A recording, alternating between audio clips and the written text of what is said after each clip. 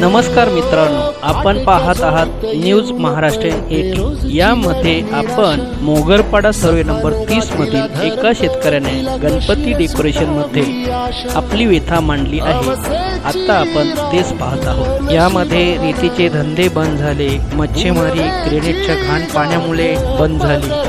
आता लोकांचे उदरनिर्वाहाचे मार्गही बंद होत चालले आहेत। मेट्रो कारशेड येत आहे, पण शेतकऱ्यांना चांगला मोबदला मिळत नाही, असे अनेक प्रश्न मांडलेले आहेत। त्या शेतकऱ्यांचे असेही म्हणणे आहे की ही शेती आम्ही लहान मुलासारखी गेली 1956च्या आधीपासून जपलेली आहे। या शेतीवर 200हून अधिक शेतकऱ्यांचे कुटुंब वर्षभराचे अन्नही पिकवत आहेत। त्यामुळे शेतकऱ्यांचे असे म्हणणे आहे की विकासाच्या नावाखाली भूमिपुत्रांच्या जमिनी जबरदस्तीने बळकावून सरकार आम्हाला भूमिहीन करत आहे।